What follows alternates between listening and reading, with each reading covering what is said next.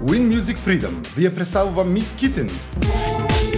Мис Китен е родена во Франција во дискофилско семејство, што и дала можност да се образува во сите жанрови музика. Во раните 90-ти започнува нејзиниот рейверски живот, што ќе ја донесе и до диџеј пултот.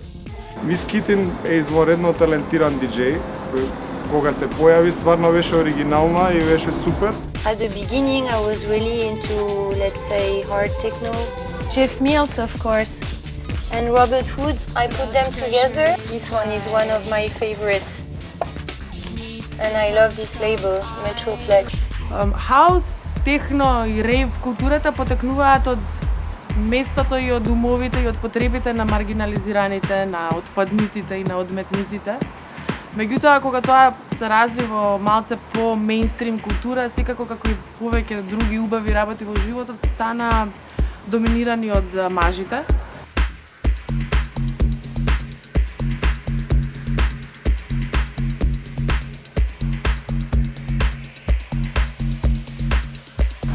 Прво нешто во форма на жена што се појави на оваа сцена беше Мис Китен.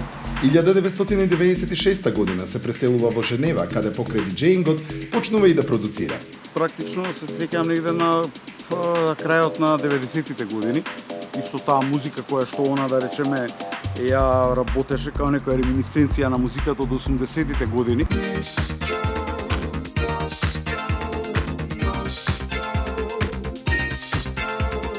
Мис Китен е еден од првите ликови кои што почнаа да мешаат, да речеме, синт-поп во техномузиката, електроклеш, електро со acid house и повеќе стилови, значи еден еклектичен пристап кој што до тогаш не беше толку познат и популарен. По неколку колаборации за Mental Grooves, 98 година за DJ Gigolo на DJ Hell го издава првото EP Champagne EP со продуцентот Хакер, на кој се поместени траките Франк Синатра 1982 година, кој го дефинираат правецот електроклеш. Win Music Freedom ви ја представува Мис Китен.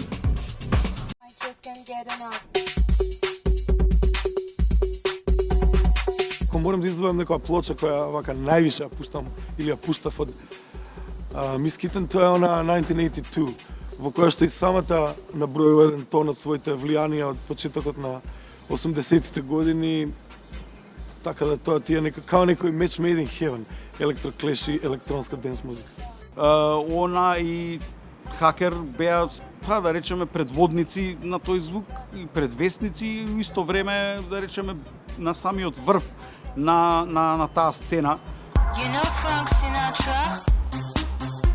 He's dead. Dead.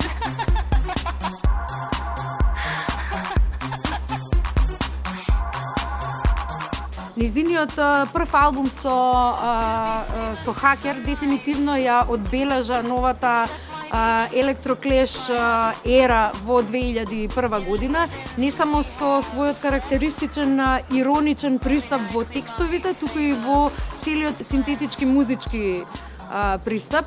А да не зборуваме и за нејзиниот неодолив изглед и шармантен пристап на кој што публиката не може да одолее. По успехот на првиот албум, Мис Китен започнува соработка со други продуценти на разни синглови, истовремено работи на албумите I Come и Bad Box. Love is high, stomach and butterflies, witches and vampires, Frenchies do it better.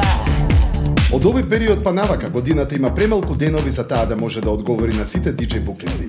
Почитувана како сериозен андеграунд диџеј, таа настапува во најдобрите клубови во светот. Го прави тоа и се забавља додека го прави тоа. Значи Мис Китен го направи тоа да биде ептен панкерски, ептен кул. I'm with my girls in the hood, and we are shaking like you should. Пои многу различни правци, дали жанровски или културолошки одредени нијанси, не знам, андерграунд со некоја глиц, поп, шминкерска култура.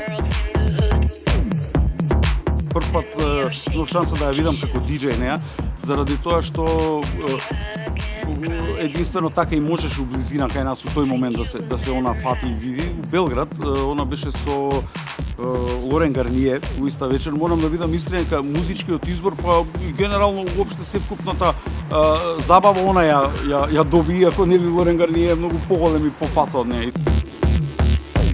Фактот дека она има многу добар вкус за музика и знае историски како тие трендови музички, па и не само трендови, него уопште таа некоја спонтана музичка идеја се развивала во таа сцена. На моје големо изненадување, пошто што некои old school, онакви minimal synthwave и cold wave ствари, кои што ја прв пат уживо ги слушнав од некој диџеј да ги пушти и умикса сосема коректно. Мис Китен насекаде обединува прогресивната публика, желна за вистинско музичко доживување. Она тотално се движи на работ на андерграундот и нешто епско, мејнстрим и мислам дека иако постарите генерации ќе разберат зошто треба да се провери Мис Китен во Скопје, помладите генерации би требало да ја проверат токму поради тоа. Настапот на вака значаен диџеј е од огромно значење за сцената. Дефинитивно одењето на вакви настани представува еден вид култура и едукација за младите. Токму поради условите во кои што живеат, творат и се изразуваат, треба да дојдат и да ја проверат Мис Китен. Култниот младински културен центар ќе биде сериозно подготвен за ова гостување. Па не случајно е МКЦ одбран за овој настан, не случајно е МКЦ одбран за Мис Китен, МКЦ многу луѓе го одбираат за своите специјални настани, така било во 70-тите, така било во 80-тите, така било и во 90-тите и понатаму, а денеска самиот МКЦ е онака баш едно специјално место кое што буквално се случуваат, да речеме 80% од најбитните, најквалитетните и најкултурните настани во овој град.